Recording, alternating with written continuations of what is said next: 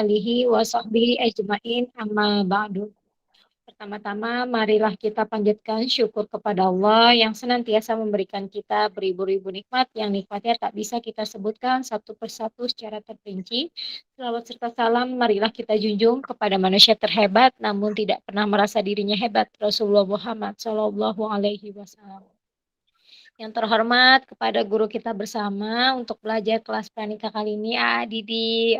Yang kami cintai, teman-teman semuanya yang selalu istiqomah belajar pranikah bersama Didi dan Majelis Taklim Munawaroh dan Upgrade Official. Bismillah teman-teman, marilah kita buka kelas kita kali ini dengan membaca Bismillahirrahmanirrahim. Bismillahirrahmanirrahim. Sebelum kita mulai kelas kita, teman-teman, marilah kita sama-sama hadiahkan Al-Fatihah untuk AA Didi. Semoga Allah memberikan AA Didi kesehatan, kebahagiaan dunia maupun akhirat, kelapangan dalam urusannya, dan kelancaran dalam aktivitasnya. Bismillahirrahmanirrahim. Al-Fatihah.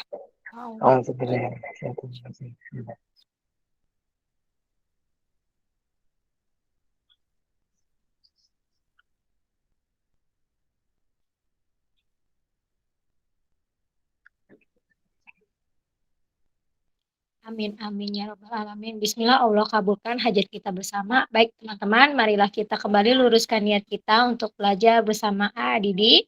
Pada Didi, kami silahkan. Bismillahirrahmanirrahim. Assalamualaikum warahmatullahi wabarakatuh. Innal hamdalillah nahmaduhu wa nasta'inuhu wa nastaghfiruh wa na'udzubika min shururi anfusina wa min sayyiati a'malina. May yahdihillahu fala mudilla lahu wa may yudlil fala hadiya lahu. Ba'du. Asyhadu an la ilaha illallah, asyhadu anna Muhammadar Rasulullah. Allahumma shalli ala sayyidina Muhammad wa ala ali sayyidina Muhammad kama shallaita ala sayyidina Ibrahim wa ala ali sayyidina Ibrahim fil alamin innaka Hamidum Majid. Alhamdulillahirrahmanirrahim, teman-teman di sini yang sudah hadir ada Laili, Nurul Iba, Imasni, Emma, Nur. Ada dua Nur ini mungkin sama atau berbeda ya. Ada Kang Dik, ada Wulan, ada Lilis, Desiani, Yoga, Imtiaz, Indri, Aprilia, dan Jannah. Ini yang S mungkin namanya siapa? Soliha atau siapa gitu ya. Ya alhamdulillahirrahmanirrahim. Kita panjatkan puji syukur kehadirat Allah Subhanahu wa taala dengan segala nikmat yang telah Allah berikan kepada kita, menghadirkan kita di kesempatan malam hari ini ya. Ini adalah pertemuan ketujuh insyaallah teman-teman. Dan di pertemuan ketujuh ini kita akan membahas tentang bab kaifiat dalam pernikahan ya. Termasuk diantaranya rukun, syarat, dan hal-hal lain yang itu berkaitan dengan teknisnya nanti ya seperti apa itu. Kita berdoa bersama-sama agar kemudian yang hadir di sini khususnya dan juga yang tidak hadir secara umum agar kemudian mendapatkan keistiqomahan dalam mengamalkan kesolehan, ketakwaan ya. Dan Allah terus menambahkan nilai-nilai keimanan kita menjadi manusia yang terus belajar ya, menjadi manusia yang terus mencintai Islam, mencintai Al-Quran, mencintai Sunnah, dan juga menjadi orang yang penuh dengan rasa kasih sayang kepada sesama, insya Allah.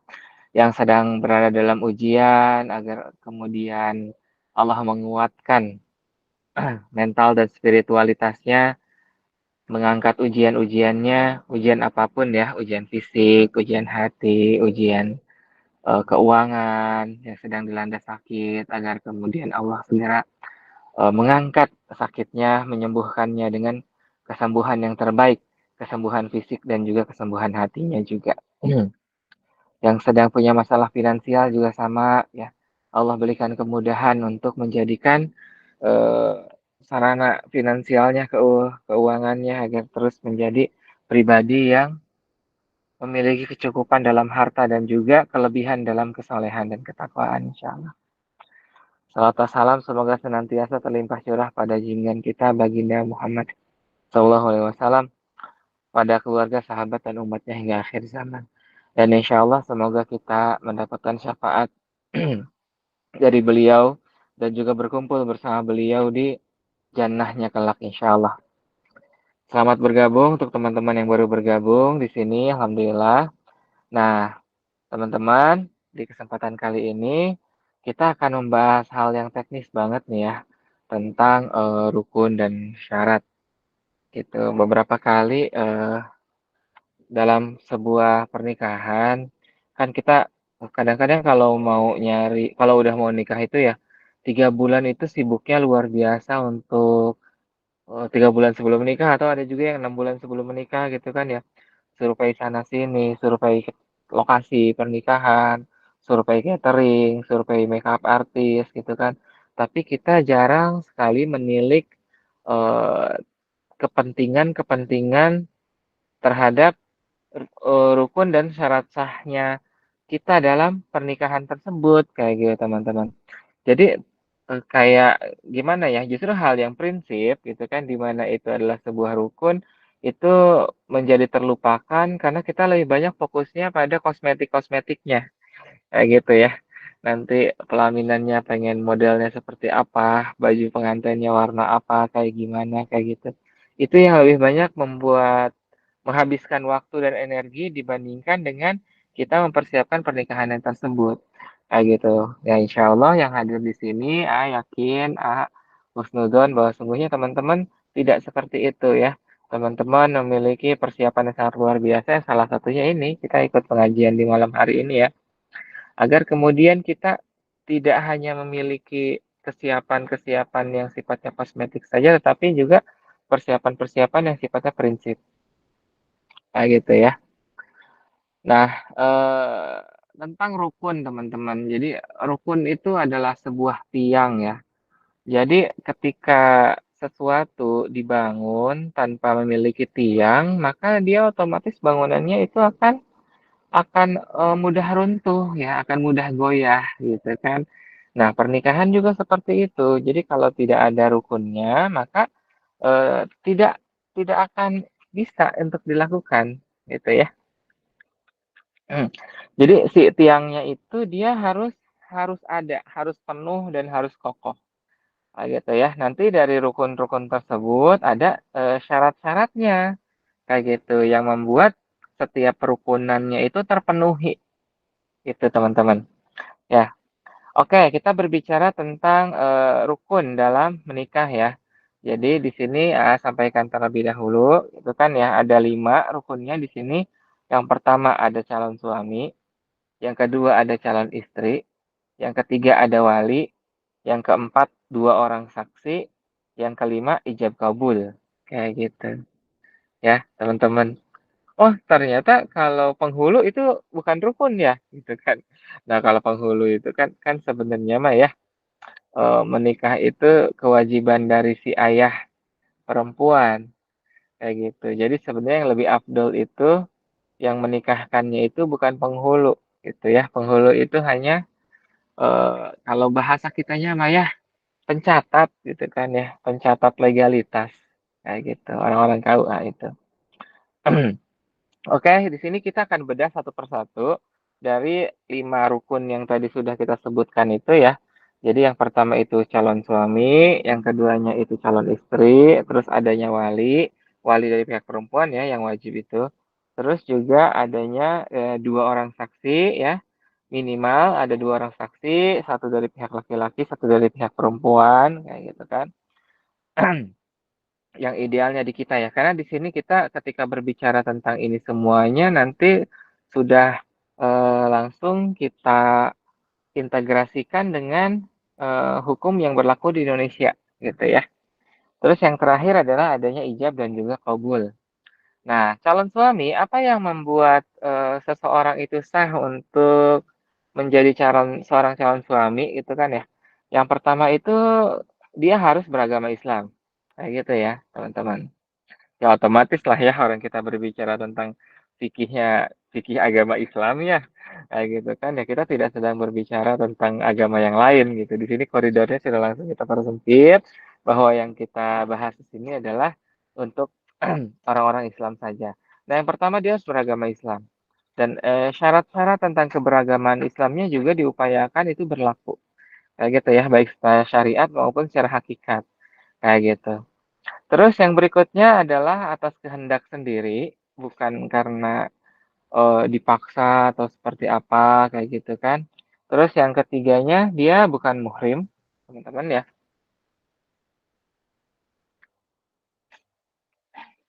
Jadi sudah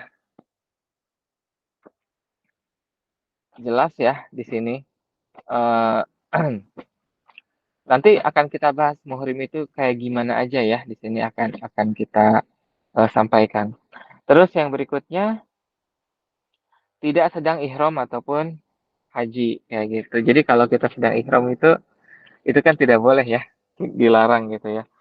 Tapi emangnya nggak boleh, ya, menikah di sono gitu kan? Boleh, boleh-boleh aja teman-teman menikah di sana, cuma tidak dalam kondisi sedang ihram, kayak gitu. Nah, di sini adalah syarat-syarat dari seseorang itu bisa untuk menjadi calon suami, gampang lah ya, kayak gitu. Jadi, yang ini mah insya Allah gitu ya, bisa kita penuhi, kita kan beragama Islam, terus atas kehendak sendiri bukan karena paksaan. Kayak gitu kan ya, atau misalnya ada unsur paksaan, ada sih sedikit. Cuma, saya menikahnya juga ya karena emang itu keputusan saya, kayak gitu, misalnya seperti itu juga boleh. Nah, terus kemudian untuk yang calon istri di sini ya ada syarat-syaratnya juga ya teman-teman. Yang pertama itu dia sama ya, beragama Islam, terus yang keduanya tidak terpaksa. Jadi kalau tadi itu si suami mah atas kehendak sendiri, kalau si perempuan itu dia tidak terpaksa. Kayak gitu ya. Terus juga dia bukan muhrimnya juga, kayak gitu ya. Terus yang keempatnya tidak bersuami, karena memang untuk perempuan itu haram ya sifatnya poliandri. Kayak gitu ya. Terlepas dari ini mungkin ini kita bahas belakangan aja ya kalau teman-teman ada yang mau membahas tentang itu semuanya. Terus dia tidak sedang dalam masa idah gitu ya. Artinya kalaupun dia janda masa idahnya itu sudah selesai. Kayak gitu. Laki-laki ada masa idahnya? Nggak ada laki-laki mah. Itu ya, kalau perempuan dia akan punya, masa idahnya. Terus yang keenamnya tidak sedang ihram haji atau umroh, kayak gitu. Ya, jadi untuk perempuan, kalau tadi laki-laki itu ada 4 yang membuat, eee, syarat-syaratnya itu menjadi sah dia sebagai calon suami, untuk perempuan itu yang membuatnya menjadi sah itu adalah tadi ya, ada 6 ini, gitu. Nah, terus yang berikutnya, yang nomor 3 di sini kita akan berbicara tentang wali ya, teman-teman. Nah, wali wali itu dia harus mukallaf, kayak gitu ya. Jadi mukallaf itu di sini definisinya itu dia beragama Islam, dia dewasa dan dia memiliki akal yang sehat, kayak gitu ya. Jadi, saya masih punya wali cuma secara akalnya kurang sehat, oh berarti itu boleh digantikan, kayak gitu kan ya. Atau kemudian bapak sudah meninggal, terus wali saya hanya adik saya nih laki-laki, kayak gitu kan. Apakah boleh? Oh ternyata dia belum dewasa, kayak gitu kan ya. Maka sebaiknya itu boleh juga digantikan, kayak gitu. Terus, eee, kalau ayah sudah meninggal sementara paman itu non-muslim, boleh nggak jadi wali? Tidak boleh, kayak gitu ya. Jadi yang namanya wali itu dia harus beragama Islam juga, kayak gitu ya. Nah, di sini wali itu penting teman-teman, karena emang, tadi ya, sampaikan di awal bahwa sebenarnya kewajiban untuk menikahkan anaknya itu sebenarnya adalah kewajiban si ayah, bukan kewajiban penghulu, bukan kewajiban KUA. Jadi KUA itu maksudnya atau penghulu yang kita sebut sekarang, itu sebenarnya hanya petugas pencatat pernikahan saja sifatnya.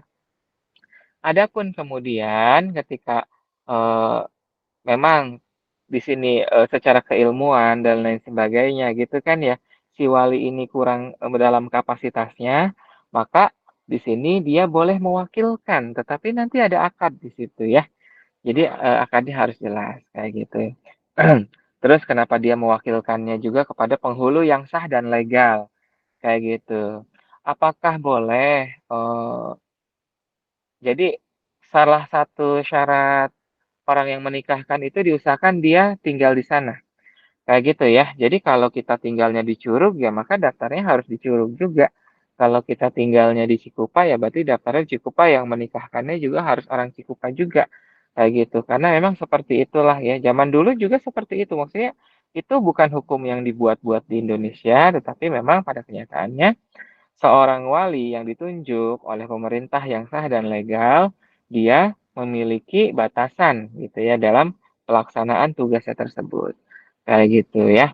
Jadi nggak berarti kalau dia itu, oh dia hebat, dia ulama, tapi dia orang sono gitu kan.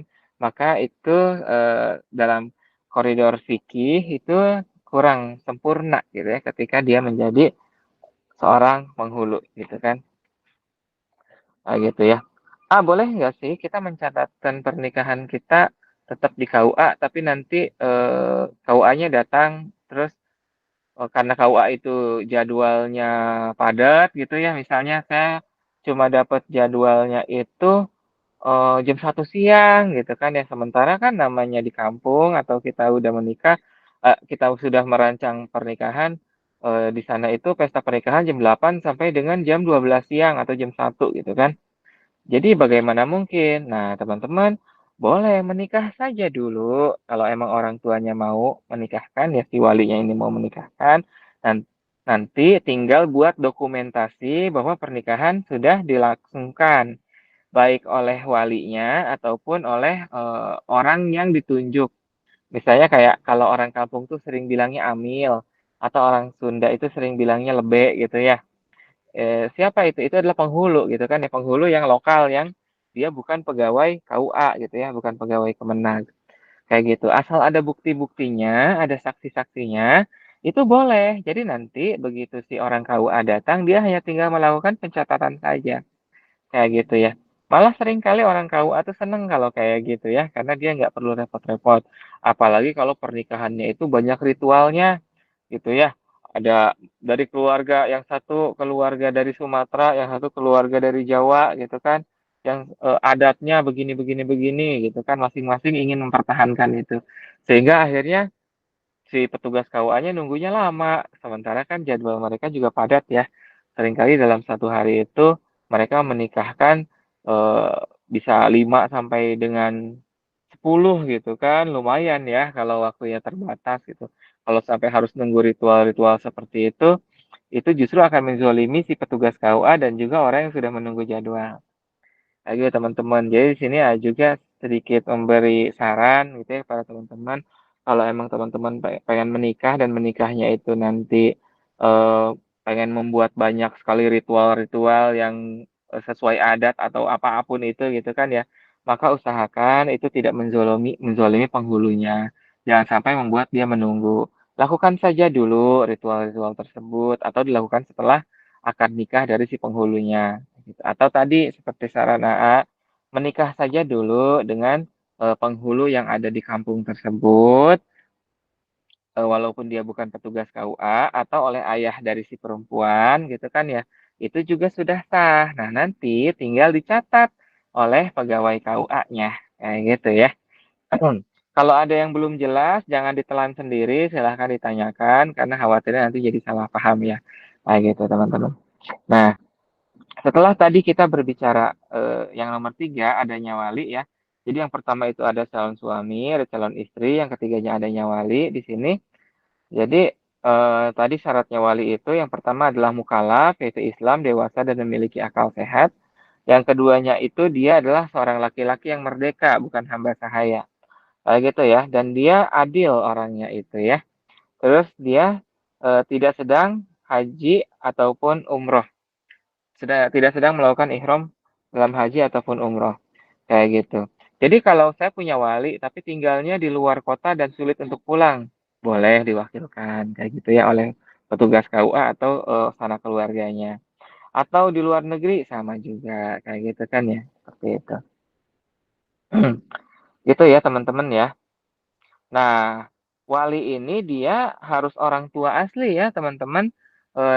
Bukan bapak tiri, apalagi bapak angkat, nggak boleh. Kayak gitu, dia harus punya kekerabatan, gitu kan ya. Jadi wali itu adalah seorang laki-laki yang memiliki kerabatan langsung dengan kita, gitu kan. Ayah, kakak laki-laki, adik laki-laki, paman, paman mau udah pasti paman laki-laki ya. paman, kakek, kayak gitu, terutama paman dari pihak ayah, gitu ya teman-teman ya. Ya jadi, harus seperti itu sifatnya, gitu ya. Sepupu boleh nggak menjadi wali? Kalau nggak ada banget mah sepupu dari pihak ayah, gitu kan ya, jadi keponakannya ayah, anak lak anaknya paman ya, anak paman dari pihak ayah, kayak gitu ya. Laki-laki, anaknya paman dari pihak ayah, itu boleh, gitu kan. Nah, yang berikutnya lagi ketika kita sudah berbicara tentang wali, maka yang keempat itu adanya 2 orang saksi. Nah, di sini 2 orang saksi itu sama juga, dia harus beragama Islam, ya. Jadi walaupun misalnya ada keluarga mualaf, semua keluarga selain dari keluarga kita itu dia non muslim semuanya. Ternyata ayah meninggal. Apakah boleh paman menjadi wali?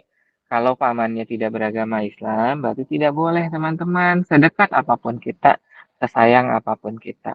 Jadi wali itu dia harus beragama Islam.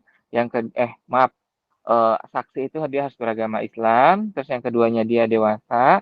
Yang ketiganya dia sehat akalnya. Yang ketiganya dia tidak fasik. Dan yang kelimanya dia harus hadir secara real time ya dalam akad nikah tersebut gitu kan. Misalnya walinya paman aja tapi kan paman nggak bisa hadir, gampang pakai Zoom nanti pakai Google Meet, nggak boleh. Usahakan saksi itu hadir langsung ada di sana, hadir secara real time. Terus diusahakan juga kita nyari saksinya itu orang yang paham agama di sini ya. Kan poin nomor 4 itu tidak fasik, dalam artian dia secara umum memiliki kesolehan yang lebih daripada masyarakat pada umumnya. Kayak gitu. Jangan nyari misalkan, oh dia paman saya, tapi paman saya tuh nggak pernah sholat. Nah, itu sebenarnya kurang bagus, teman-teman. Itu ya. Terus, eh ini aja kakak saya yang jadi walinya, yang jadi saksi gitu kan ya. Tapi kakak saya tuh suka main judi. Nah, itu juga sama gitu ya. Tidak boleh nauzubillah min dzalik ya. Jangan sampai seperti itu. Itu tadi contoh aja ya.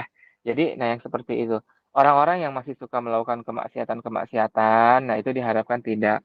Bahkan diupayakan saksi itu adalah orang yang paham agama, minimal sekurang-kurangnya memahami fikih pernikahan. Kayak gitu. Jadi nggak yang kemudian, "Oh, dia nih saudara saya, udahlah jadiin saksi." Jangan begitu. Kayak gitu, karena nanti pertanggungjawabannya luar biasa. Maksudnya menjadi saksi yang tidak perlu tercatat di KUA ya tidak apa-apa ya, sah-sah saja gitu kan. Misalnya, "Oh iya paman, paman jadi saksi ya untuk pernikahan saya." Ya sebenarnya setiap orang yang menghadiri pernikahan kita itu adalah saksi semuanya. Tapi yang tercatat di dalam berkas-berkas secara legal dan formal itu haruslah orang yang memiliki eh, 5 syarat ini gitu kan ya. Beragama Islam, dewasa, terus memiliki akal yang sehat, terus dia tidak fasik dan dia hadir secara real time, secara fisik juga gitu dalam kegiatan atau prosesi akad nikah tersebut. Kayak gitu teman-teman ya. Nah, terus yang berikutnya adalah adanya ijab kabul gitu kan ya. Kayak gitu. Nah, maka di sini eh, tidak ada pernikahan tanpa ijab dan tidak ada pernikahan tanpa kabul. Itu kan ya. Inilah yang kemudian kita sebut dengan akad. Kayak gitu kan. Nah, ijab itu disampaikan oleh si laki-laki, kabul itu disampaikan oleh si ayah perempuan. Kayak gitu. Jadi pernikahan itu sebenarnya sebuah komitmen antara seorang laki-laki dengan ayah si perempuan, kayak gitu. Gitu ya teman-teman ya. Dan ini sangat luar biasa. Jadi perjanjiannya itu sangat luar biasa. Di sini kok perempuannya tidak dilibatkan, Nak? Nah, justru di sinilah poinnya. Karena Islam itu sangat menghargai nilai-nilai pernikahan dan pernikahan itu adalah sesuatu yang sangat sakral dalam agama kita, maka di sini si akadnya itu, si sumpahnya itu langsung kepada walinya, kayak gitu ya, bukan kepada si pihak yang eh, akan menjadi pasangannya, kayak gitu, gitu ya. Kalau kita beli barang, ya kita membeli barang itu ya membeli barang ya barangnya, kayak gitu kan ya. Tetapi kalau dalam pernikahan kan tidak seperti itu, kayak gitu kan. Dalam pernikahan memang sangat luar biasa. Makanya eh, cuma karena akad nikah yang sederhana itu, tetapi itu melahirkan tanggung jawab yang sangat luar biasa. Kayak gitu ya. Nah, itu adalah 5 rukun dalam pernikahan. Ulangnya lagi ya. Jadi yang pertama ada calon suami, yang kedua ada calon istri, yang ketiga ada wali, yang keempat ada 2 orang saksi, yang kelimanya adalah adanya ijab dan juga adanya qabul, kayak gitu. Nanti kita akan breakdown lagi di sini satu persatu, teman-teman. Gitu kan? Kalau ijab kabul ya seperti yang sudah teman-teman sering dengar lah ya, atau banyak juga kan ya di video-video Instagram, YouTube gitu kan ya. Aku nikahkan kayak gitu kan misalnya.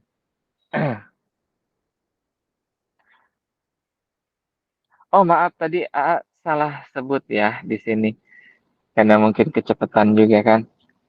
Jadi maksudnya ijab itu dari pihak ayah, kabul itu dari pihak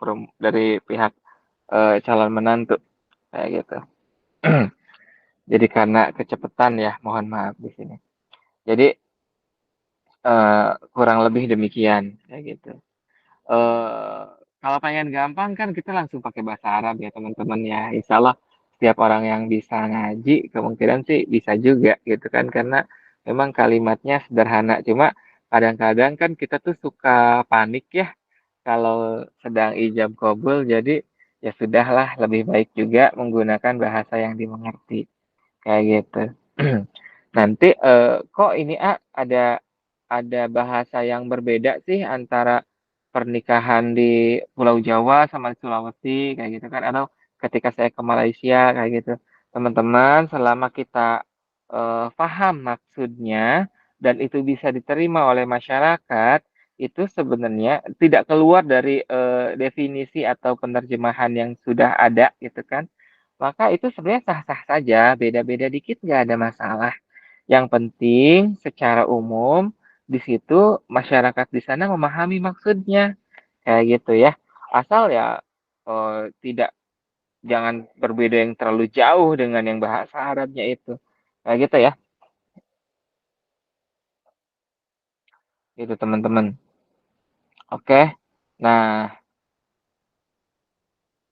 di sini kita akan berbicara tentang wali. Tadi kita sudah disebutkan ya. Jadi wali itu di sini ada dua ya. Yang pertama adalah wali nasab, yang kedua adalah wali hakim.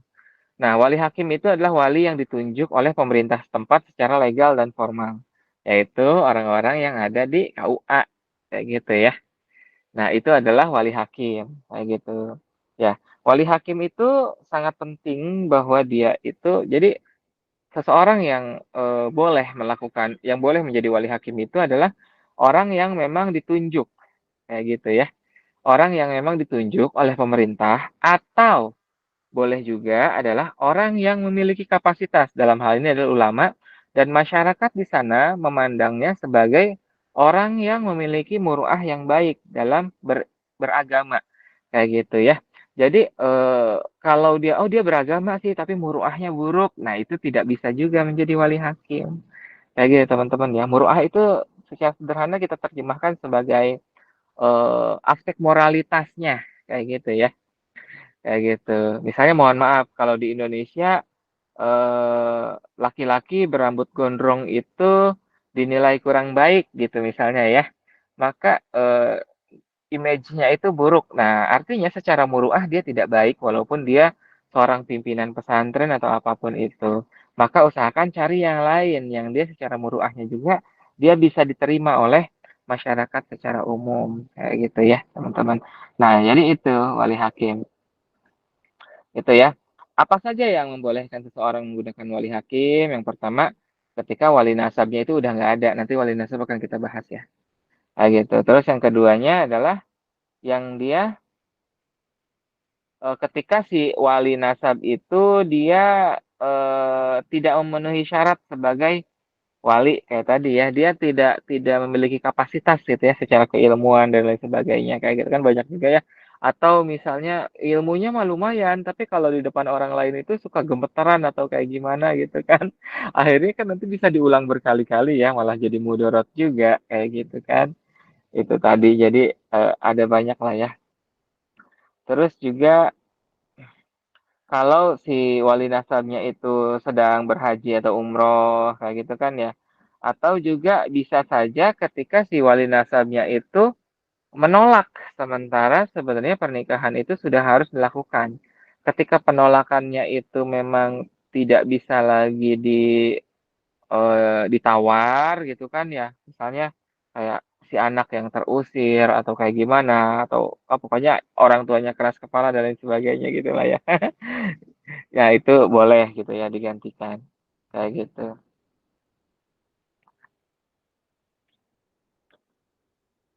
Nah, di sini kalau wali nasab itu tadi ya kita sempat bahas juga sedikit siapa saja yang boleh menjadi wali nasab. Yang pertama adalah ayah kandung.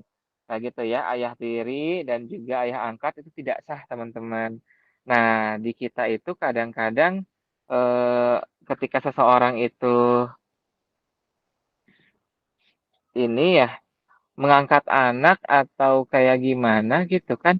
Kadang atau misalnya dia sebenarnya ayah tiri, tapi ketika pindah rumah, masuk ke lingkungan keluarga baru dan sudah benar-benar menjadi seperti ayah kandung sendiri, suka tidak ngasih tahu gitu ya kepada petugas atau masyarakat juga bahwa sungguhnya dia bukan ayah kandung. Padahal kalau seperti itu, maka pernikahannya itu akan menjadi tidak sah, teman-teman. Kayak gitu ya. Jadi, buat seseorang gitu ya, terutama perempuan ini ya, karena wali itu pentingnya untuk perempuan, bukan laki-laki. Laki-laki boleh menikah tanpa wali, tapi kalau perempuan menikah harus dengan wali, kayak gitu ya. Baik dia seorang gadis maupun dia seorang janda, kayak gitu. Nah, jadi kita harus tahu betul bahwa sesungguhnya wali nikah kita atau seseorang yang walaupun digantikan gitu ya, itu orang yang hadir itu benar-benar harus ayah kandung, teman-teman. Ya, bukan ayah tiri ataupun ayah angkat. Kayak gitu. Nah, kalau tidak ada maka nanti yang punya hubungan nasab dengan dia. Kayak gitu ya. Nah, di sini mungkin barangkali ini konyol aja ya, misalnya kayak teman-teman yang mukanya beda dengan ayahnya, coba tanyain gitu ya, apakah dia ayah kandung atau bukan gitu misalnya. Kayak gitu kan. Jadi harus jelas dulu. Karena emang ya kalau ini tidak sah artinya pernikahannya akan terus menjadi perzinahan kayak gitu. Nah, yang ketika ayah kandung tidak ada, maka kemudian di sini adalah yang boleh menggantikannya adalah kakek, yaitu ayah dari ayahnya, kayak gitu ya. Terutama adalah eh, kakek dari pihak ayah, kayak gitu ya. Bukan kakek dari pihak ibu, kayak gitu. Jadi di sini yang lebih diutamakan nasab yang berkaitan dengan si ayah, kayak gitu. Jadi kakeknya ini yang berasal dari ayahnya, kayak gitu teman-teman. Terus siapa lagi setelah kakek? Jadi ini urutannya berdasarkan hierarkinya ya, kayak gitu. Yang paling utama tadi ayah, ayah kandung. Yang keduanya adalah kakek. Terus ketika nanti si kakeknya juga tidak bisa atau memang sudah meninggal gitu kan, maka yang boleh lagi adalah saudara laki-laki yang sekandung. Itu boleh, teman-teman. Ya, sekandung berarti kakak laki-laki boleh, adik laki-laki boleh nggak? Boleh juga. Kayak gitu ya. Adik laki-laki boleh ketika memang dia sudah balik gitu ya. Terus siapa lagi yang berikutnya yang boleh? Yaitu saudara laki-laki yang dia seayah gitu ya. Itu boleh juga ya, saudara laki-laki seayah. Jadi memang dia beda ibu tetapi dia beda ayah. Dia sama ayahnya kayak gitu ya. Jadi misalnya si perempuan si ibu kita itu sudah punya.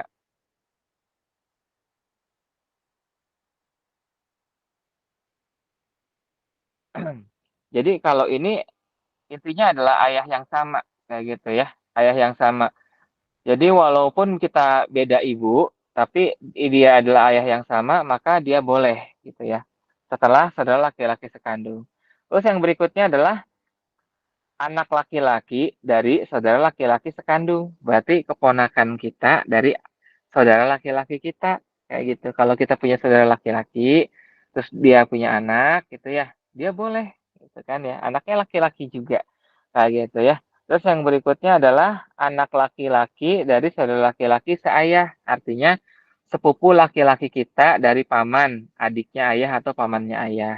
Jadi ayah tuh punya saudara laki-laki. Nah, si saudara laki-laki ayah itu punya anak laki-laki juga. Nah, itu boleh juga. Tadi ya, yang pasti ini bukan anaknya bibi. dia harus anaknya paman, gitu. Terus yang berikutnya lagi adalah,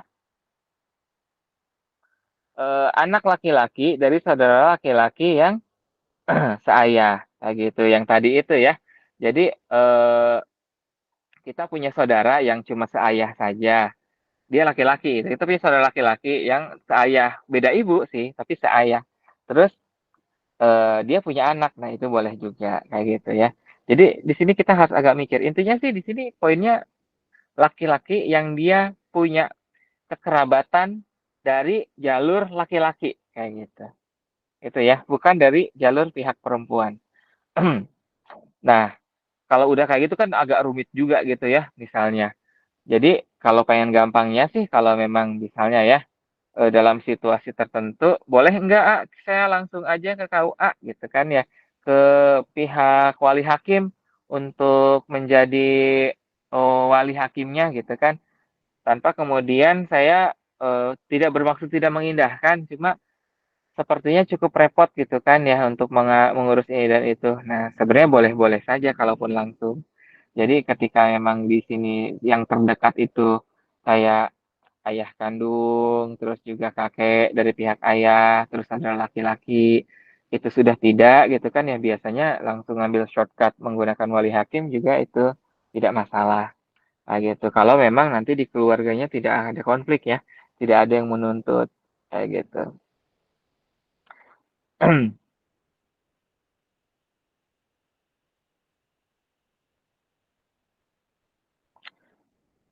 Nah, ini, berkaitan dengan si pernikahan tadi itu ya, teman-teman ya. Jadi di sini kita, eee, kalau berbicara tentang kaifiat, rukun dan syaratnya sebenarnya cuma itu aja gitu ya, sesederhana itu.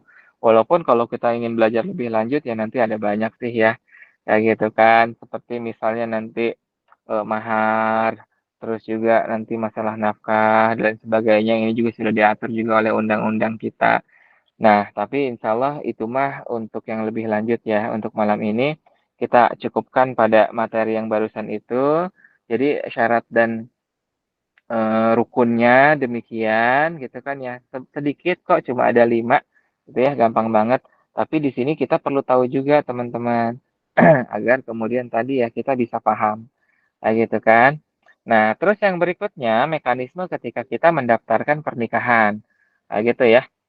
Jadi kan di sini memang karena juga, pegawai KUA, tapi memang bukan yang ngurusin itu ya, tapi istilahnya di sini kan juga kita memberikan edukasi gitu ya kepada masyarakat.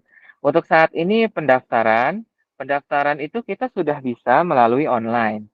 Walaupun nanti ada berkas yang harus kita print ya dari itu semuanya, terus kita tetap, daftar secara fisik, kayak gitu teman-teman. Ya, jadi online itu hanya untuk memudahkan saja, walaupun nanti beberapa daerah mungkin, sudah bisa, dengan fasilitas yang ada gitu ya, KUA-nya lebih modern, tapi mayoritas sih belum sampai seperti itu ya. Jadi, tidak semua KUA itu dia memiliki fasilitas yang sama, gitu. Nah, terus kemudian kalau kita ingin mendaftar, jadi sekurang-kurangnya itu 2 minggu sebelum hari H-nya, kayak gitu ya. Kalau melewati itu biasanya akan langsung bukan ditolak, tetapi nanti tetap akan diarahkan untuk melakukan 2 minggu lagi, kayak gitu ya. Jadi itulah kenapa di sini teman-teman kalau bisa Mbak ya jauh-jauh hari gitu kan ya, sebulan, 2 bulan gitu ya. 3 bulan boleh enggak? Boleh, daftar dulu aja. Apalagi seringkali kan kalau pengen dapat, tanggal cantik, waktu-waktu yang cantik, nah biasanya itu mah rebutan. Bahkan di tempat AA sendiri juga ya, kalau udah masuk bulan-bulan pernikahan itu biasanya, 1, 2 bulan itu jadwal udah penuh teman-teman, kayak gitu. Jadi akhirnya harus menikahnya itu mungkin di jam-jam yang agak, kurang enak gitu ya. Misalnya, "Saya ingin pernikahan saya hari Minggu." "Oh nggak bisa, Minggu tanggal segini tuh udah penuh," kayak gitu kan. Maka ya udah kalau emang pengen pestanya hari itu, ya berarti menikahnya sebelumnya aja, oke berarti menikahnya hari Sabtu. kayak gitu ya. Ternyata Sabtu juga udah penuh, tapi kalau mau malam silahkan kayak gitu. Maka itu beda lagi. Kayak gitu teman-teman ya. Nah, untuk menikah, menikah di KUA itu dia sifatnya gratis gitu ya.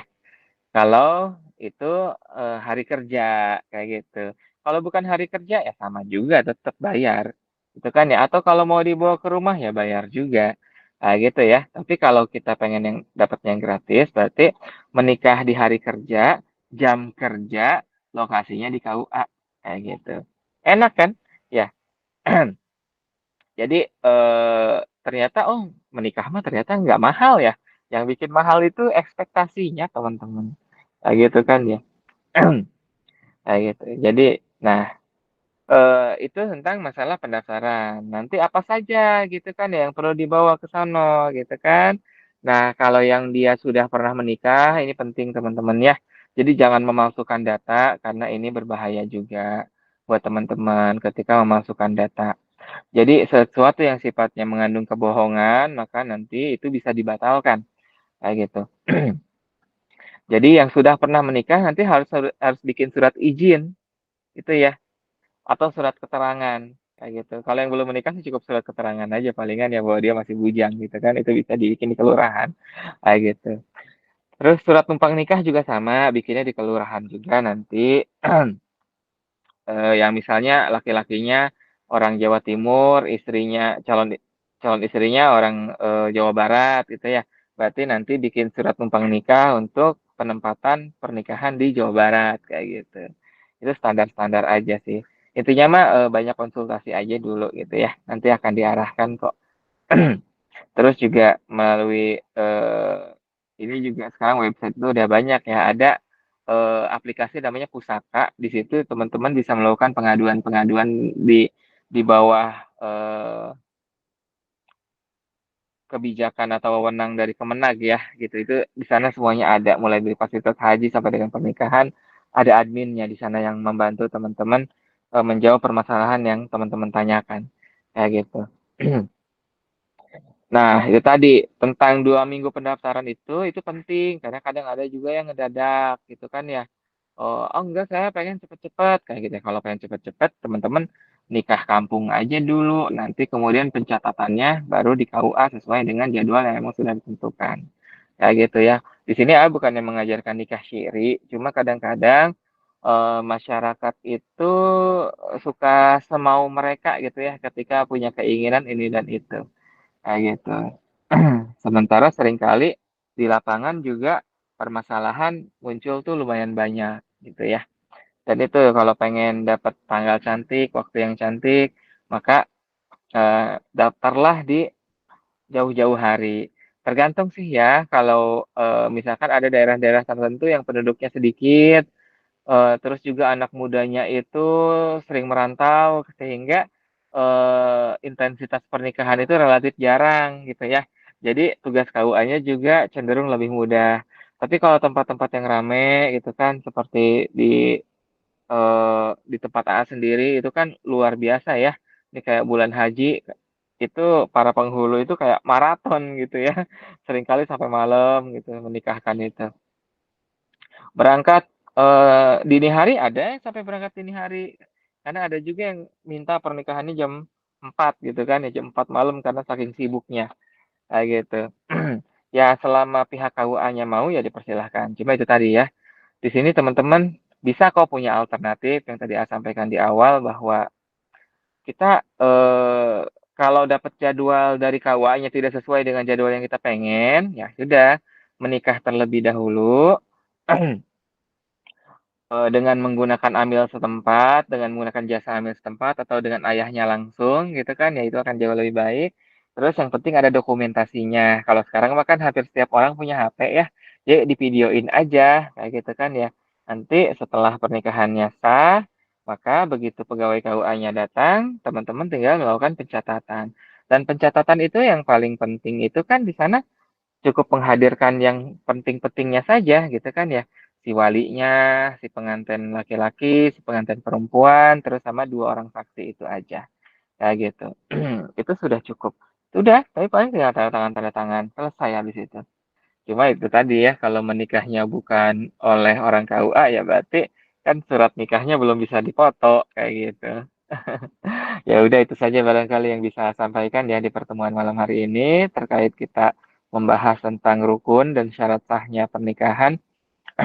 Mangga jika ada yang mau ditanyakan oleh teman-teman sekalian, baik yang berhubungan dengan materi ini ataupun di luar materi ini juga boleh ya. Silahkan. Gitu. Boleh nanya melalui kolom komentar atau juga langsung. Silahkan. Mangga.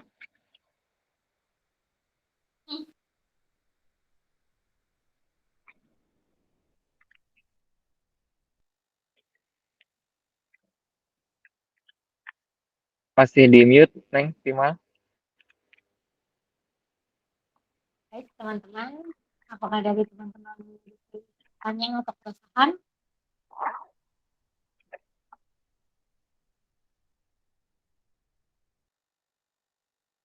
Ini Farhan.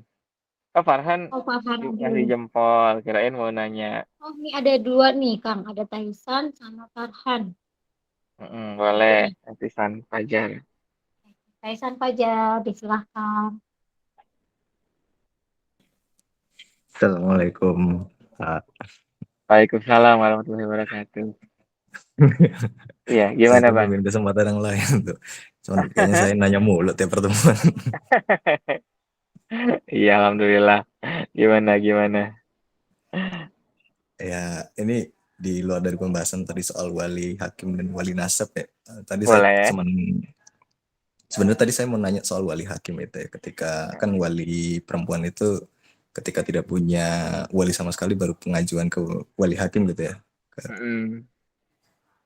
Hmm, Terus, tapi pertanyaan udah terjawab sih tadi. Terus yang oh, pertanyaan kedua eh, ini di luar dari materi sih ya, soal wali. boleh.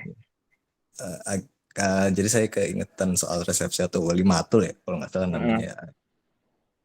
Itu kan nyinggung tadi beberapa pendapat soal pandangan masyarakat ya, yang dimana saya sendiri punya sedikit masyarakat yang memandang bahwa resepsi itu kan wajib gitu ya. Walaupun dalam Mm-mm. hukum agama kan ya sunnah ya, saya nggak tahu sunnahnya sunnah apa. Setahu saya itu Mm-mm. sunnah nggak wajib gitu. Betul. Nah, cuman eh, sebenarnya kan kalau kata orang-orang itu untuk menghindari fitnah ya. Mm-mm. Tapi dalam hal ini kan ada mungkin beberapa orang yang kurang ya, misalnya dari kalangan bawah itu untuk mengadakan resepsi itu gitu. Mm-mm. Resepsi itu ada seperti apa sih yang maksudnya uh, sah gitu, walaupun itu sunnah gitu. Mm-mm. Ada syaratnya nggak resepsi itu sih? Gitu sih ya. Mm-mm. Ya, Bismillahirrahmanirrahim. Jadi, memang begini ya, laki-laki terbaik itu adalah laki-laki yang memuliakan keluarga perempuan dan calon istri dengan memberikan yang terbaik, yang besar. Sementara perempuan yang terbaik itu adalah perempuan yang meminta yang paling sedikit, kayak gitu ya. Jadi seperti itu kaidah dasar gitu kan. Ternyata. Jadi di sini kita sebagai seorang laki-laki memang diupayakan untuk memberikan yang paling terbaik yang bisa kita berikan, kayak gitu kan ya. Tetapi faktanya mungkin tidak selalu bisa demikian seperti yang tadi disampaikan oleh Kang Tisan Fajar ya. Kayak gitu, tidak semuanya. Terus juga, nah perempuan juga harus paham gitu kan ya. Eh, karena di sini tadi disampaikan bahwa ternyata dalam pandangan agama kita, perempuan yang terbaik itu justru yang memudahkan maharnya, terus juga yang memudahkan prosesi pernikahannya gitu ya, yang tidak memberatkan, bahkan memberikan standar yang paling minimal. Ternyata itu yang menjadi indikator perempuan yang terbaik, yang mulia. Kayak gitu ya. Walaupun memang nanti itu dikembalikan kepada kepantasan yang bisa dilakukan. Oh, Ikhwannya pantas kok gitu ya. Maksudnya dia punya kapasitas untuk bikin pesta yang begini-begini. Tapi ada juga yang eh, menikahnya dengan cara sederhana aja walaupun sebenarnya kedua belah pihak mampu atau misalkan si Ikhwannya juga mampu cuma dengan cara yang sederhana aja, kayak gitu ya. Termasuk di sini juga sama ya, A juga selalu menggarisbawahi bahwa dalam pernikahan itu usahakan jangan terlalu yang, bermegah-megahan karena, eee, walimah yang paling Allah benci itu adalah walimah yang dia banyak kemubaziran dan tidak mengundang orang-orang yang, miskin, kayak gitu ya. Jadi hanya mengundang orang-orang kaya, pejabat-pejabat, kayak gitu kan ya, yang tidak ada orang miskin di dalamnya. Itu adalah pernikahan yang pesta yang dimurkai, kayak gitu. Nah, di sini kalau kita berbicara tentang, eee, pernikahan memang sifatnya itu sunnah ya, sunnah muakkad. Jadi memang, eee, anjurannya itu luar biasa, kayak gitu kan. Bahkan kalaupun kita hanya memiliki satu ekor domba, maka lakukanlah pernikahan tersebut, lakukanlah prosesi pernikahan lakukanlah resepsinya, kayak gitu ya. Nah, teman-teman di sini jangan mengambil ukuran punya domba dengan tidak, karena hadis ini berasal dari Arab, gitu ya. Berasal dari, Mekah, berasal dari Madinah. Teman-teman, di sana ada ada ayam nggak di sana? Jarang. Baru sekarang-sekarang adanya, dulu mah nggak ada. Orang Arab itu dulu kalau makan kambing, itu bisa untuk satu ekor kambing itu hanya untuk bisa 3 sampai dengan 5 orang aja. Kayak gitu ya, nggak kayak kita, kalau kita mah satu ekor kambing bisa untuk puluhan orang, gitu ya. Kalau kita makan ayam gitu kan ya, ayam dipotong 20 juga masih bisa gitu ya untuk 20 orang gitu kan. Orang Arab tuh nggak begitu teman-teman, gitu ya. Jadi dulu itu bahkan, Rasulullah juga pernah dalam sebuah hadis ya, itu menghabiskan, paha kambing utuh. Ya, yang dimasak gitu kan ya. Kalau kita diberikan paha kambing utuh gitu ya, dibuat yang seperti itu, mungkin kenyangnya luar biasa kayak gitu kan ya. Artinya di sini yang harus kita pahami teman-teman, ketika hadis ini berbicara, lakukanlah, resepsi walaupun hanya dengan satu ekor kambing. Nah, ekor kambing di sana itu ukurannya adalah hewan yang paling murah gitu ya, hewan yang paling sederhana di sana. Walaupun memang tetap di atas ayam gitu ya, gitu kan. Cuma ya seperti itulah teman-teman. Eee, Tidak sebanding sih sama sama ayam mah ya, tapi mungkin kalau di Indonesia bisa sebanding dengan kalkun barangkali gitu kan ya, gitu. Atau sebanding dengan anak domba gitu misalnya ya, kayak gitu. Anak domba berapa sih harganya? Anak domba itu harganya 600 sampai dengan 800 ribuan kayak gitu. Nah, kurang lebih seperti itulah. Jadi walaupun kita cuma punya biaya segitu, 600 sampai dengan 800, lakukanlah resepsi. Artinya, tidak mungkin kita melakukan resepsi yang gede-gedean dengan biaya cuma 500 ribu, dengan biaya cuma 800 ribu. Tapi, kalau emang uangnya cuma punya segitu, lakukanlah resepsi. Nah, di sini resepsi itu, di Arab sana dulu pada zaman Rasulullah, itu pernikahan itu cuma begini ya, datang, terus orang-orang pada berkumpul seperti riungan kalau di kita ya, seperti aktivitas, pengajian gitu ya, seperti aktivitas tahlilan gitu kan. Datang berkumpul, terus di sana, terjadi ijab qabul gitu ya di antara si pengantin laki-laki dengan ayah pengantin perempuan. Terus setelah itu mereka makan-makan dan selesai. Jadi hanya hanya 1 sampai dengan 2 jam lah kurang lebih, kayak gitu ya. Jadi pernikahan zaman dulu tuh seperti itu, kayak gitu kan ya, sehingga emang, oh itu cukup, kayak gitu kan ya. Dan disitulah kenapa Rasulullah sangat menganjurkan, karena memang tidak butuh yang gimana-gimana gitu ya, standarnya begitu aja. Atau sering juga Rasulullah dalam beberapa kesempatan, itu mengundang semua orang datang ke masjid gitu ya, menyuruh Bilal untuk azan. Jadi zaman dulu itu azan itu digunakan bukan hanya untuk manggil sholat ya, tetapi juga digunakan untuk mengumpulkan orang. Nanti azannya berbeda memang, kayak gitu. Tapi kurang lebih, tidak tidak banyak yang diubah, kayak gitu ya. Terus setelah itu apa yang terjadi? Nah, di sana, terjadilah sebuah resepsi pernikahan, gitu ya. Walaupun hanya menghidangkan, minuman saja atau bahkan tidak menghidangkan sama sekali, kayak gitu. Karena poin penting dalam resepsi pernikahan itu adalah kita memproklamasikan kepada masyarakat bahwa kita sudah menikah loh, kayak gitu. Itu poinnya ya. Jadi yang harus kita tangkap seperti itu. Nah, di sini juga ada pengalaman yang cukup unik juga ya, ketika sekarang masih ada juga, terus ketika dulu ketika aku kuliah itu, eee, dia menikah gitu kan ya, dan dia hanya mengundang kerabatnya saja, keluarganya saja ya. Karena memang biayanya itu sedikit ya, kayak gitu. Dia hanya sanggup untuk membeli mahar, terus juga bawa seserahan kayak gitu kan.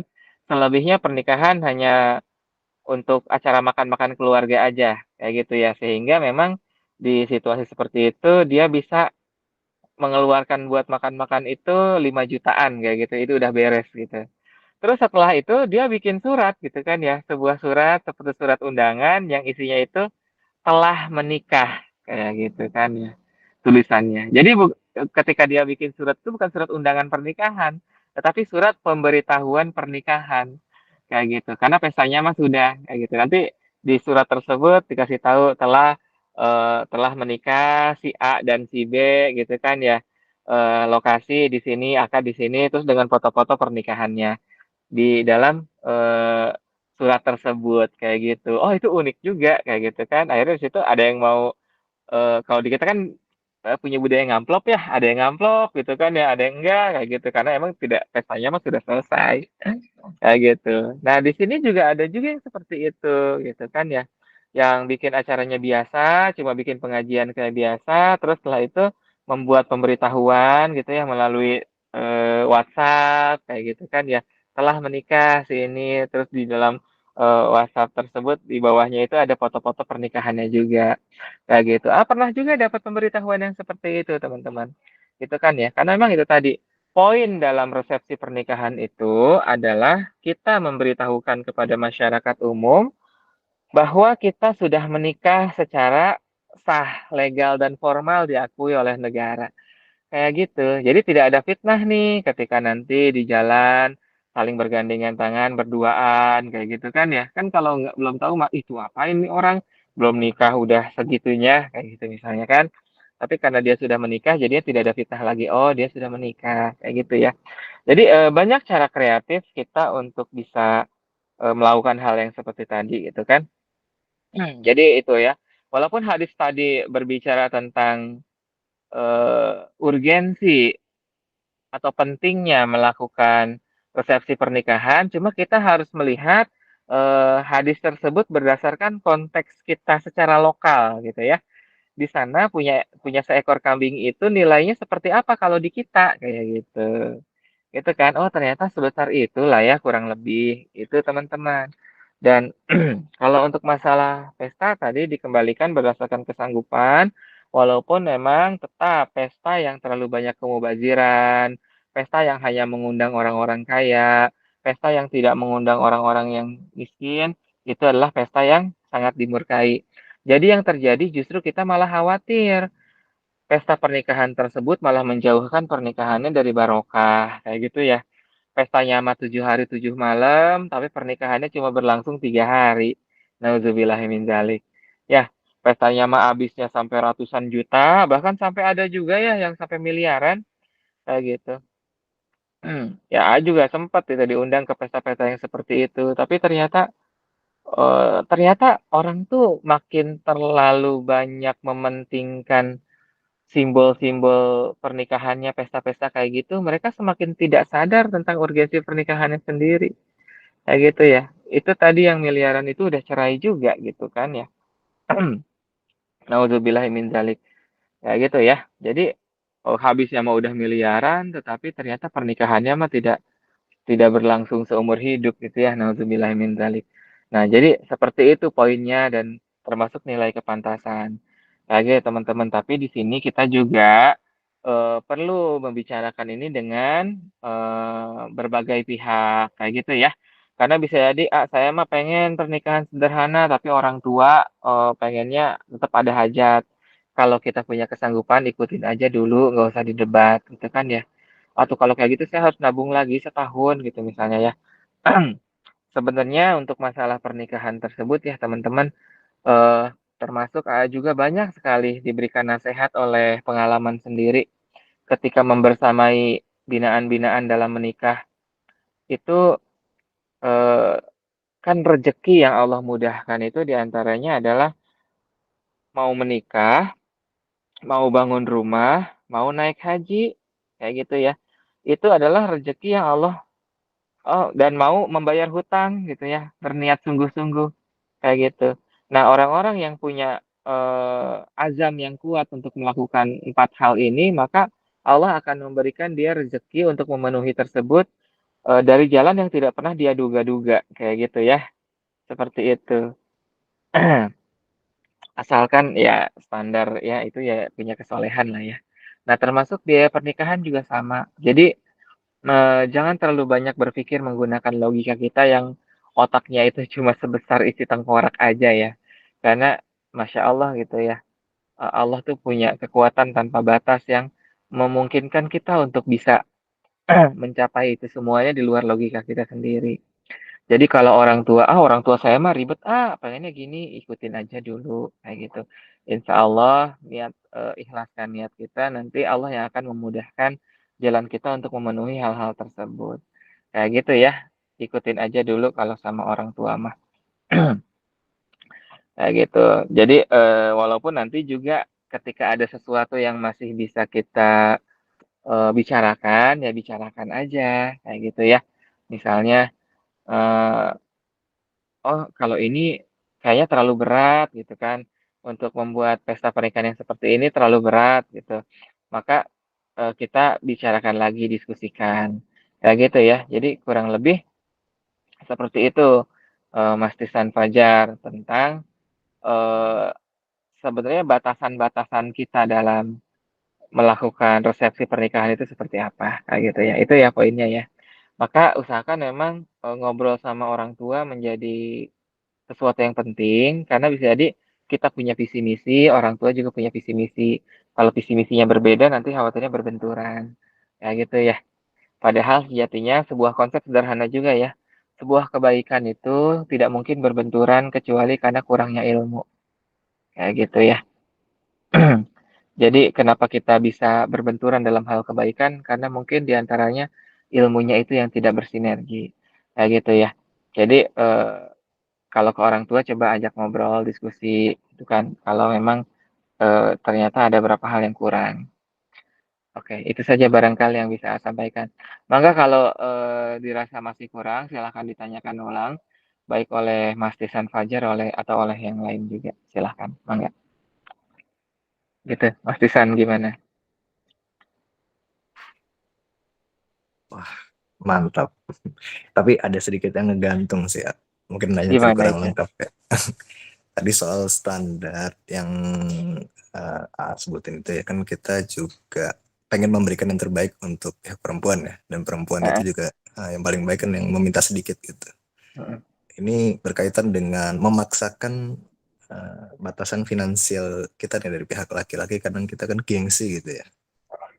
Jadi kerabat saya juga kadang memaksakan diri dengan menggunakan riba gitu misalnya untuk melangsungkan resepsi itu, seperti heeh, berhutang ke bank heeh, atau melakukan pinjaman online gitu ya. heeh, Dan itu apa pernikahan yang sebutkan tadi itu tidak diberkahi gitu ya. Apalagi kalau misalnya dari pihak perempuannya nggak tahu kalau dia itu ternyata melakukan riba gitu. heeh, Jadi dari pihak perempuannya ini kalau merasa dia seperti uh, apa ya, ya jadi korban yang ikutan riba gitu karena heeh, pernikahannya didasari dibiayai oleh riba gitu, heeh. itu gimana? Iya. Nah, di sini yang A pelajari juga ya, teman-teman, para ulama itu sangat melarang. Penegasannya luar biasa gitu ya, bahwa, biaya pernikahan berasal dari dana-dana yang tidak patut, apalagi sampai tadi ya, eee, bahkan di sini berhutang saja diusahakan jangan, gitu kan ya. Walaupun nanti sifatnya masih boleh, tapi sangat merekomendasikan untuk tidak berhutang ketika kita ingin melakukan resepsi pernikahan kayak gitu ya. Nah, apalagi berhutangnya sampai pada jalur yang itu tidak baik ya, tidak ahsan gitu kan ya, tidak memiliki nilai-nilai kebaikan di dalamnya kayak gitu. Ya, maka di sini nanti akan membahayakan.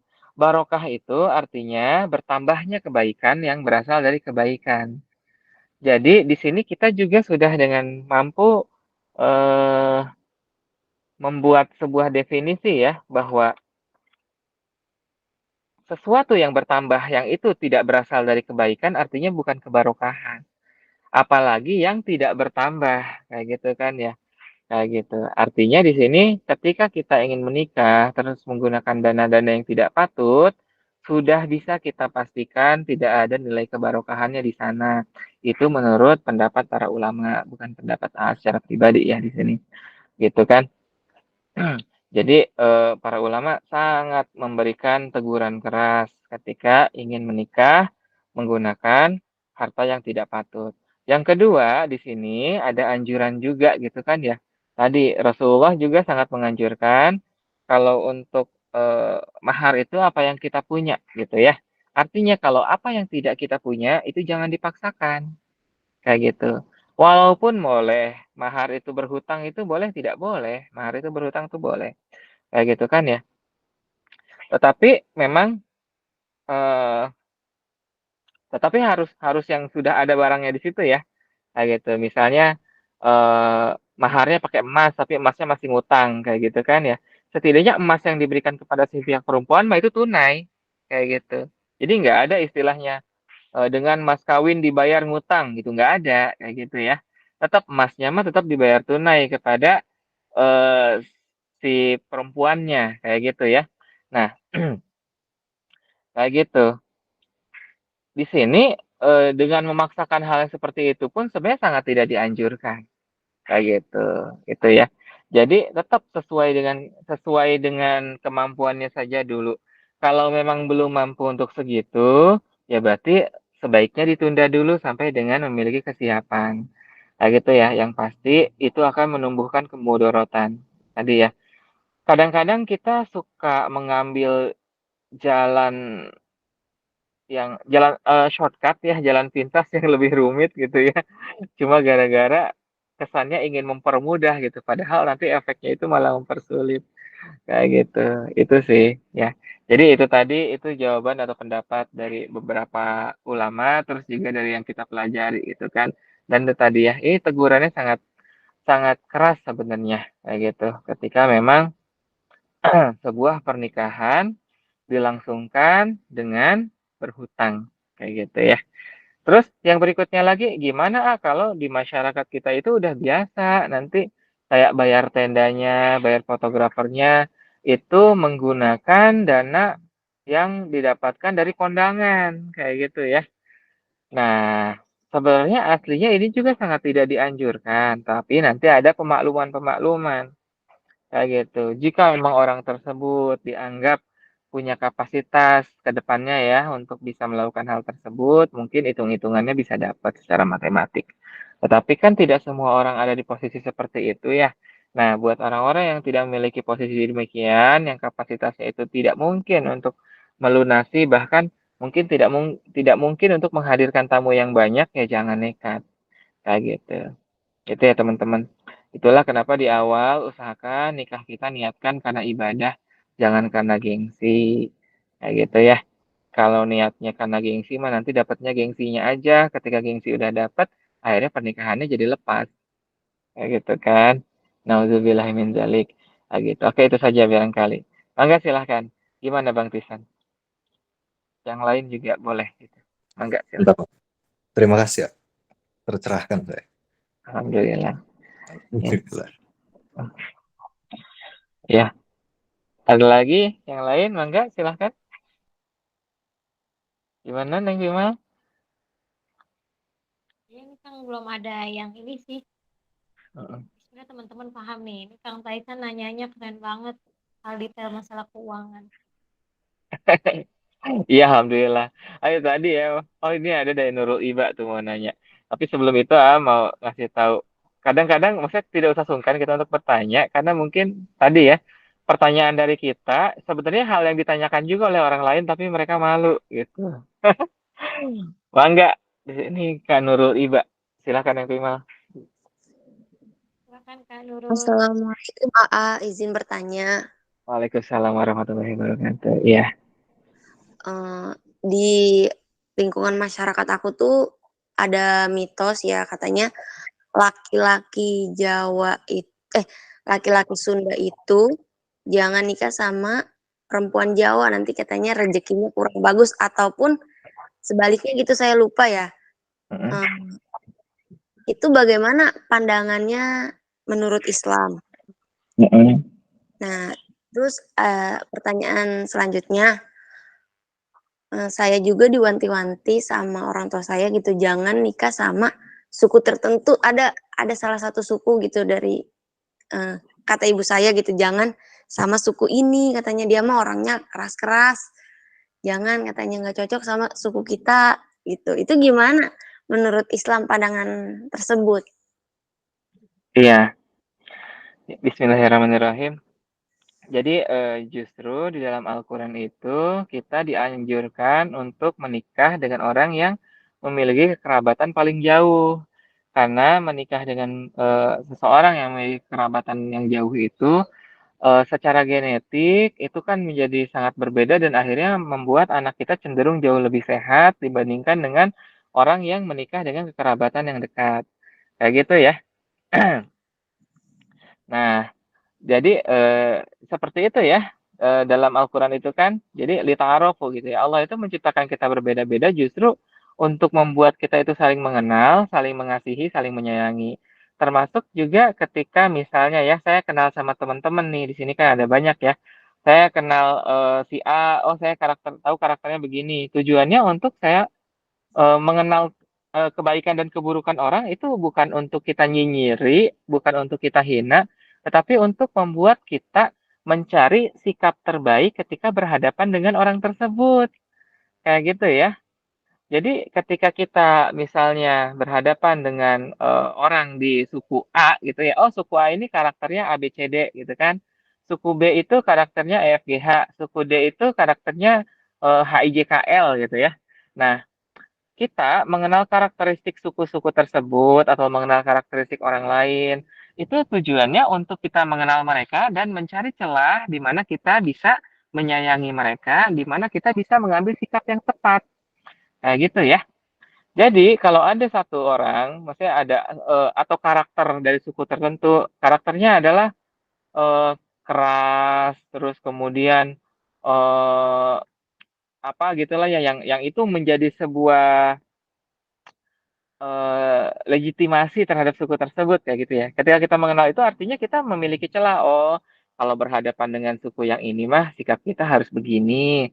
Oh, kalau kita berhadapan dengan suku yang ini sikap kita harus begini. Kayak gitu, teman-teman. Nah, itu kalau kita berkaca kepada Al-Qur'an gitu kan ya. Jadi itulah kenapa Allah menciptakan seseorang itu berbeda-beda tujuan kita agar kita bisa mengambil sikap yang tepat. Kayak gitu kan? Nah, tentang tapi masyarakat kita itu tidak terbiasa dengan hal-hal semacam ini. Justru kita itu menjadikan sebuah perbedaan itu sebagai penghalang. Nah, itulah yang nggak nyunah di kita, karena kita tidak melihat itu sebagai sebuah fitrah, kayak gitu. Nah, buat di sini teman-teman yang sudah paham, itu jadikan sebagai ilmu buat kita bahwa ternyata Allah menciptakan perbedaan, terutama dalam karakter, itu tadi ya, untuk kita mencari celah sikap terbaik. Ya, dan bukan untuk saling menuding dan juga saling melemahkan. Karena kalau kita berbicara masalah keburukan mah, sebenarnya setiap suku itu akan memiliki keburukan dan kebaikan yang nggak akan jauh beda kok. Kayak gitu ya. Misalnya, mohon maaf, kalau keburukannya bahwa dia itu pemarah, semua suku juga pemarah, kayak gitu kan ya. Misalnya, mohon maaf nih, orang Sunda, emangnya orang Sunda nggak bisa marah? Orang Sunda juga banyak yang pemarah gitu ya. Kasus kriminalitas di Jawa Barat atau di Banten gitu kan ya, yang pelakunya orang Sunda ada aja, kayak gitu kan ya. Terus suku yang lain ada juga? Ada juga. Kayak gitu ya. Baik buruknya seseorang tidak kita tentukan dengan suku mereka apa. Kayak gitu. Cuma itu tadi kadang-kadang kalau dulu mah ya, misalnya yang terjadi antara ya maksudnya kita juga sama-sama paham ya. Semoga teman-teman tidak salah paham dengan apa yang saya sampaikan. Terjadi sentimen negatif terhadap misalkan suku Sunda dan suku Jawa. Itu kan dulu sebenarnya masalah politik ya. Dan itu nggak ada hubungannya sama kita. Kayak gitu. Itu dulu cuma masalah orang-orang gitu kan ya, kerajaan Majapahit sama Pajajaran yang kemudian mereka gagal gitu ya. Itu masalah masalah cinta yang akhirnya berhubungan dengan politik. Tapi kan itu mah urusan mereka gitu ya. Tidak ada kaitannya sama kita. Apalagi kita mah cuma rakyat jelata kayak gitu. Tapi karena kepentingan politik pada saat itu besar banget, akhirnya itu menjadi sebuah mitos dan tahayul yang diturunkan gitu kan ya. Yang ini menjadi tidak baik, yang tidak sesuai dengan sunnah. Kayak gitu kan ya. Nah, makanya ketika kita susah untuk move on, pada akhirnya ya itu menjadi masalah buat kita. Nah, udah mah mitos itu muncul, berikutnya mitos itu karena sering diulang-ulang, akhirnya kita mengaminkannya, dan itulah yang terjadi. Itu teman-teman. Nah, dalam sebuah teori psikologi, sebuah kebohongan yang terus diulang-ulang, maka kebohongan tersebut akan menjadi sebuah kebenaran, ya, atau akan menjadi sesuatu yang mudah diterima oleh seorang lain menjadi sebuah kebenaran. Kayak gitu, teman-teman. Ketika kita ketika kita menganggap bahwa sesungguhnya vitamin C itu asam, karena kemudian yang kita tahu buah-buahan yang mengandung vitamin C itu asam-asam, di situ muncul mitos bahwa sesungguhnya vitamin C itu asam. Akhirnya kita meyakini segala sesuatu yang asam itu adalah vitamin C. Padahal tidak semua vitamin C itu di buah-buahan itu rasanya asam. Kayak gitu kan ya. Jadi sebuah kebohongan yang itu diulang-ulang itu akan mudah untuk diterima oleh masyarakat. Yang itu kemudian kita kenal dengan nama konspirasi.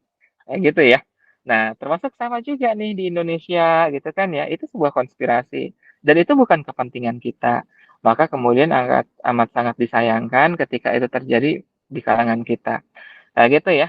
Nah, di sini tapi kita sebagai seorang anak, sebelum ke situ ingin menjelaskan juga.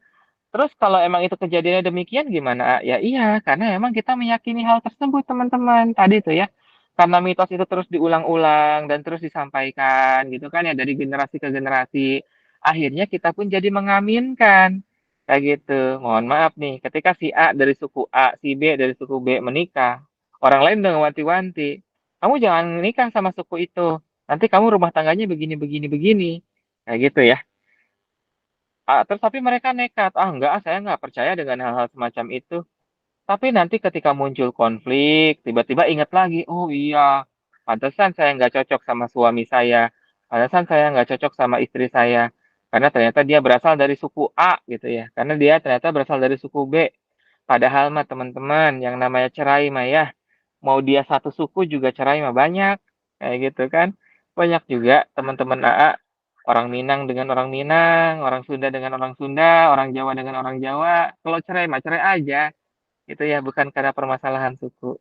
Kayak gitu ya. Baik, dan juga sebaliknya, yang sukunya berbeda juga kalau dia open minded, kalau dia tadi ya melihat perbedaan itu justru dia jadikan sebagai sarana dia untuk memiliki sikap yang terbaik, maka insya Allah Allah akan menjauhkan itu semuanya. Kayak gitu tadi ya, asal itu kita iringi dengan keimanan yang tepat. Karena tadi ya, fitrahnya, ini Al-Quran ya yang menyatakan gitu kan, bahwa sesungguhnya seseorang itu diberikan perbedaan tujuannya agar kemudian kita bisa memahami mereka dengan cara yang tepat. Kayak gitu kan. Jadi A punya teman, dia pemarah. Oh, berarti gimana ya caranya supaya bisa tetap berhubungan baik dengan si pemarah itu. Kayak gitu. A punya teman lagi, yang ini masih baper gitu kan ya. Gimana ya caranya supaya AA tetap bisa berhubungan baik dengan teman AA yang si baper itu. Kayak gitu. Apakah dengan AA ngehina-hina kebaperannya kan? Enggak ya. Tetapi dengan kita justru eh, mengambil sikap yang tepat. Apa misalnya sikap yang tepat? Tidak terlalu banyak nyindir kalau ke orang yang kayak gitu. Nah, kayak gitu maksudnya teman-teman. Ini berlaku umum untuk perbedaan apapun yang terjadi, termasuk diantaranya adalah Perbedaan suku, perbedaan bahasa, perbedaan warga negara, kayak gitu kan ya. Nah, itu tadi, ini semuanya menjadi kenyataan, semuanya seolah-olah menjadi emang bener, emang kayak gitu, itu karena emang kita meyakininya, teman-teman. Gitu kan ya. Terus di dalam hati kita tuh kayak percaya banget gitu kan. Nah, kalau kita udah percaya banget mah ya udah. Nah, tapi di sini ada poin lain yang perlu kita pahami, teman-teman. Kalau memang orang tua kita dengan keras tidak mengizinkan dan sementara kita juga kayak ngerasa, "Ah, saya bisa kok untuk ngikutin amanah ini walaupun maksudnya saya tidak menikah dengan suku tersebut bukan karena saya memandang mereka jelek atau memandang mereka adalah biang konflik nanti buat saya, bukan. Tetapi memang ya saya juga memang pengen nyari jodohnya juga yang deket-deket aja lah kayak gitu misalnya ya, gitu teman-teman. Jadi, oh ya sudah gitu misalkan saya suku tertentu, akhirnya saya menikah dengan suku suku yang sama dengan saya gitu kan ya, dan itu tadi, itu bukan karena kita mendiskreditkan suku yang lain, karena memang qadarullah jodoh kita adalah suku tersebut, kayak gitu. Jadi itu aja. Jadi tetap kita boleh mengikuti saran dari orang tua kita, tetapi dengan mindset yang kita bangun sendiri, dengan paradigma yang kita bangun sendiri. Kita tidak menikah dengan suku tersebut bukan karena kita membenarkan bahwa suku tersebut itu sesuai dengan apa yang disampaikan oleh orang tua kita, tetapi kita memang punya pilihan terhadap jodoh kita sendiri, kayak gitu, gitu ya. Tapi gimana kalau ternyata malah sebaliknya, A? Kalau ternyata orang yang saya suka adalah suku tersebut, kayak gitu kan ya. Teman-teman, kita tuh masih manusia, yang namanya manusia mah masih bisa diajak ngobrol, ya nggak? Coba ajak ngobrol, ya orang tua kita, kenalkan dengan si calon kita, gitu kan ya.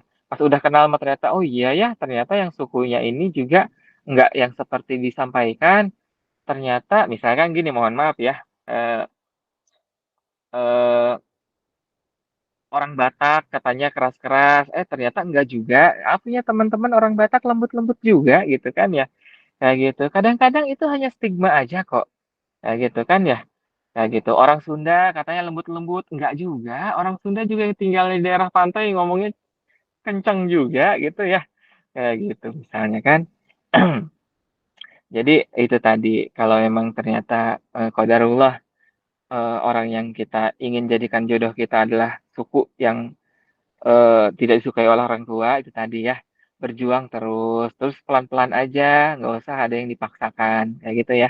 Misalnya nanti jangan dulu ngomong sukunya, tapi kenalkan aja dulu gitu kan. "Mah, ini ada yang mau kenalan, pengen main ke rumah," kayak gitu. Katanya penasaran banget sama mama gitu, sambil dipuji-puji sama kita, kayak gitu kan, kayak gitu. Ya, jadi pengen main, terus begitu main ternyata perilakunya baik, adabnya baik gitu kan ya. Terus lama-lama kenal, akhirnya ketahuan gitu ya, sukunya apa. Tapi karena emang udah punya hati ke situ, ya udahlah tuh kalau emang ini jodoh kamu mah nggak apa-apa, insya Allah yang ini mah baik gitu kan, misalnya seperti itu. Jadi selama orang tua kita masih manusia ya, bukan batu gitu, masih bisa kok diajak diskusi gitu ya. Sekeras apapun manusia, walaupun disebut keras kepala, tetap isi otaknya melembek, cairan. Jadi masih sangat mungkin untuk berubah. Kayak gitu ya. Itu saja barangkali ya. Jadi dan A juga yakin hal-hal semacam ini masih ada di kalangan kita kayak gitu. Hal-hal semacam ini.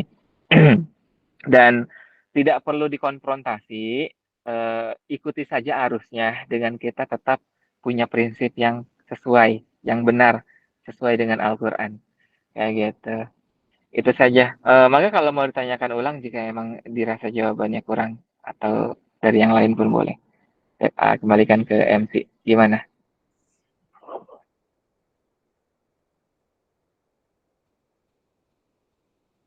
Baik, terima kasih banyak Kak Didi. Mungkin dari Kak Iba.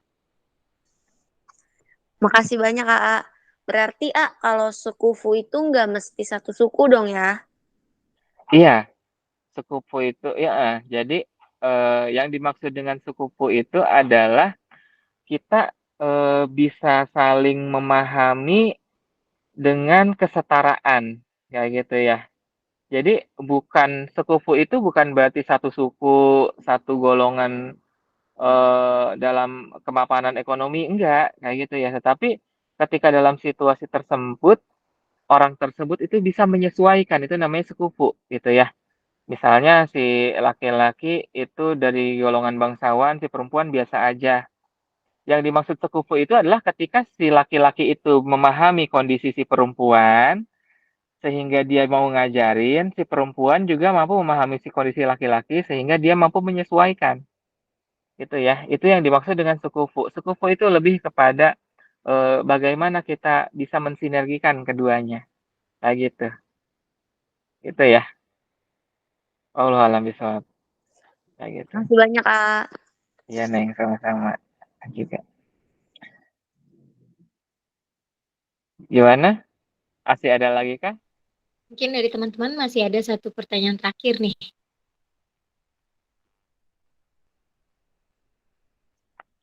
Sudah sepertinya nih. Alhamdulillah Mungkin nih. sudah paham nih. Udah setengah Aduh, 10, pada ngantuk kayaknya. terakhir. Pekan depan terakhir ya kelasnya A ya. Iya, berarti kalau memang teman-teman masih memungkinkan, insya Allah ya. Pekan depan yang terakhir berarti di Sabtu malam, insya Allah. Wah, sedih banget. Gak kerasa hari ini kelas ke-7. Alhamdulillah teman-teman, kelas hari ini sudah berakhir dan banyak banget ilmu yang bisa kita dapati dan kita akan eksekusikan nanti di kelas kehidupan. Iya.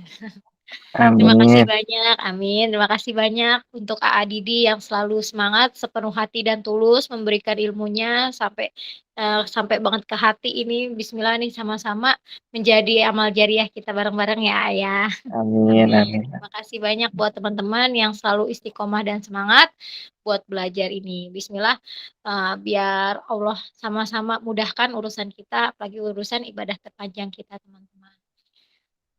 Saya Vimal Fitri Amalia pamit undur diri